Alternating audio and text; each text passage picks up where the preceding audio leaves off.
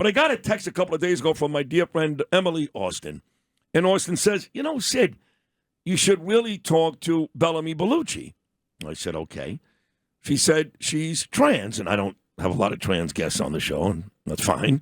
And she's a Trump supporter, and she's pro-Israel. I think you'd really like her.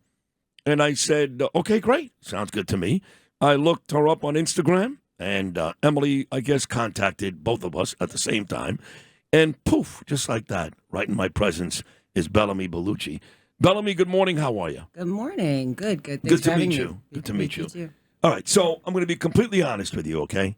I'm not against the trans community, the gay community. I want everybody to be happy. In fact, I'm a very liberal guy when it comes to social issues. Very. Money, no. War, no. And that's probably the reason why I love President Trump. But I don't know a lot of trans people. I'm being honest with you. Yeah. I don't understand the community. I don't like the fact that you guys go through hell. I know the suicide rate is way too high in that community. So tell me about yourself. You were born who? When did you decide that you wanted to be somebody else? I'm curious about all that. Well, I was actually born and raised in South Africa, and I moved here at 17 years. In Johannesburg? Where were you? Johannesburg, Nice. my whole life. And I knew since I was a very young kid that there was something off. But to make a decision like that at a young age is so irresponsible. And that's also why I have such a very strong stance on trans kids and giving them hormones and everything, Sure. which is not very popular to say in the Well, did community. you make that decision or did your parents make that decision? I made that decision, but as an adult. How old were you? When I actually came out and said I'm a trans person was 2022. So you don't want to tell me how old you are. No. 2022. I'm not going to tell you how old I was, but I'll say my late 20s. My late 20s, okay. which I thought was responsible enough. I had already gone through my Jewish conversion, which was also a choice that I made in my 20s, even though I knew since a very young age. So I'm glad to live in a country that gave me that liberty and that safety, where I felt much more safer than I would be in any other country to do that. The issue comes to the way in which the trans community is portrayed today, the Dylan Mulvaney's and all these people, that's my issue. And that's the thing, is that it's one umbrella that needs to speak to the whole world and the whole country to say this is what the trans community is. That's not who we are. Dylan Mulvaney was the person they used, Budweiser. Yeah. And then they lost like $1 billion in stock. It was a complete nightmare. When you say the way the community is being portrayed, what is wrong with the way it's being portrayed? And if you can fix it, Bellamy, what would you do? What is wrong with the way in which it's being portrayed is that the fact that there's this narrative of saying, somebody coming and saying, oh, day one of girlhood. First of all, so you're a grown man saying girlhood. So Right. let's talk about that. Okay. And then me calling that out and saying that publicly or on social media, well, you are a man. You can call me a tree. You're not coming up with a solution of what's going on.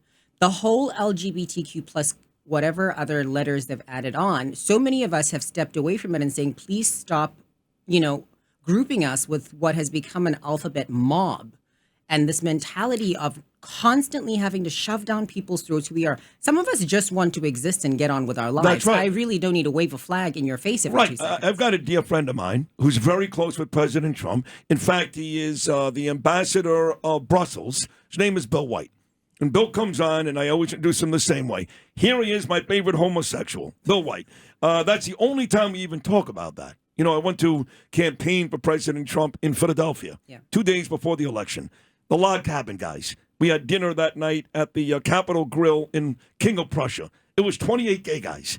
I was never more wanted in my life in any one place. But the truth is, he doesn't like what's going on today. He's an old-fashioned gay guy. He's married to a wonderfully beautiful man. But otherwise, he doesn't really want to talk about it. No. I don't understand. And I always use those terms. I will roll out the whole laundry list of every DEI section in which you want to use. But what people don't understand is that I'm doing it on purpose. The fact that I have to roll out a laundry list to people for them to go, oh, now I know how to treat you. Why don't you just... You do check a lot of boxes. Yeah. You're trans, black, female. I mean, you check like there's a every lot of box. I'm a Zionist. I'm a conservative. I mean, everything. And people go, oh, yeah, but you're doing it for attention. Do you really think a normal person would do something like that for attention? I should be hiding.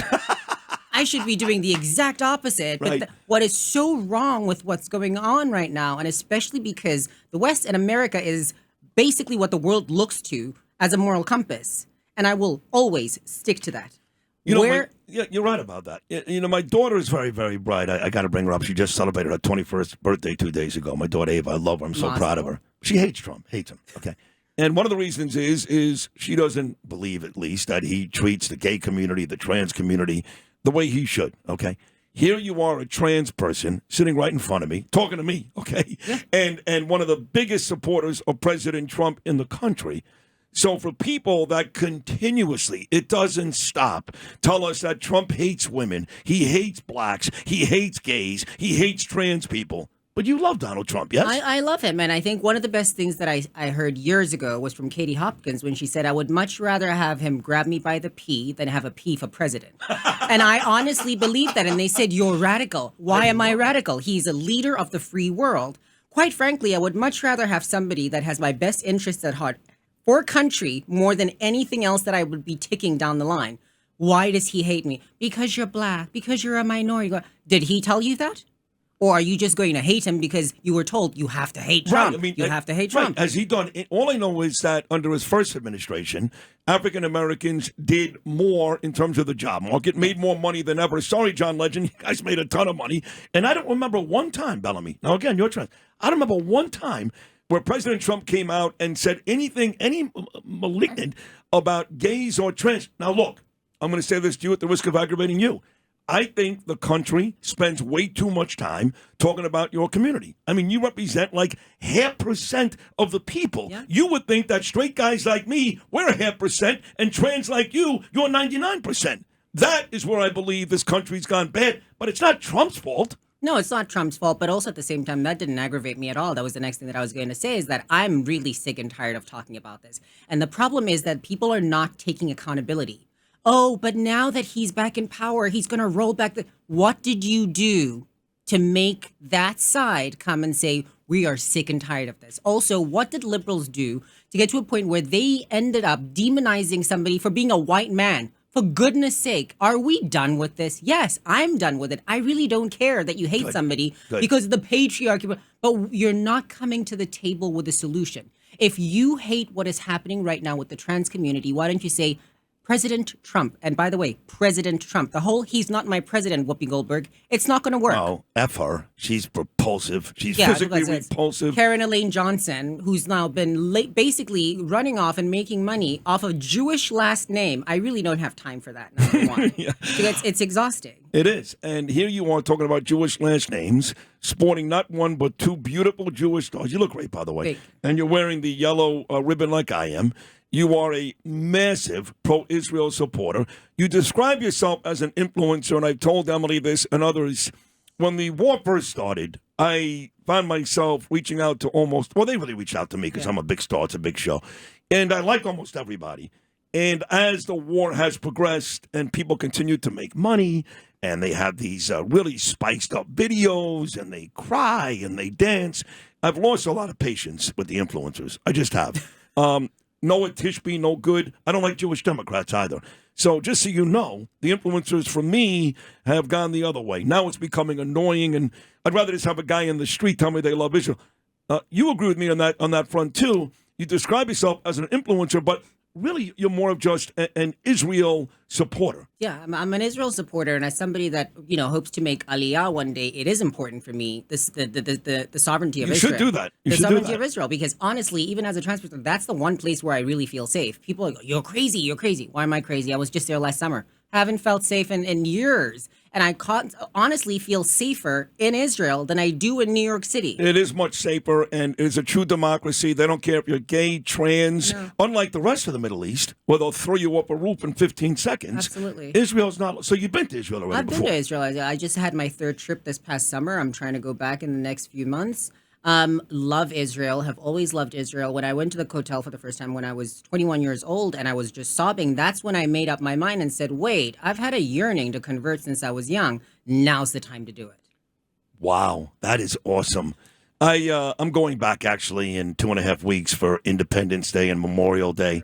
It's my third trip also in the last 14 months. I've never gone before October the 7th, but now I can't go enough. In fact, people keep asking me run for mayor. Run for senator, go up against Chuck Schumer. You remind me of Trump. You're charming, you're good looking, you're smart. I go, no.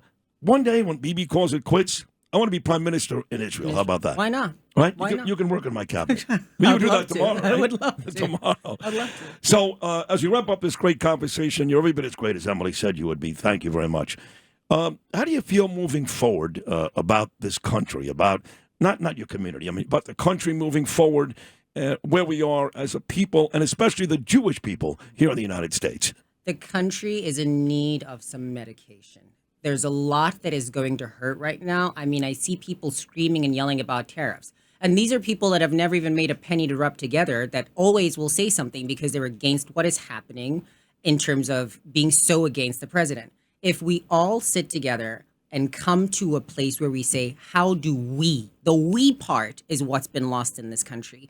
And people are radical on either side, but at the same time, what are you doing about it at your dinner tables? How are you speaking to your kids? How are you showing up within your own communities to build a tougher and a better shield as Americans?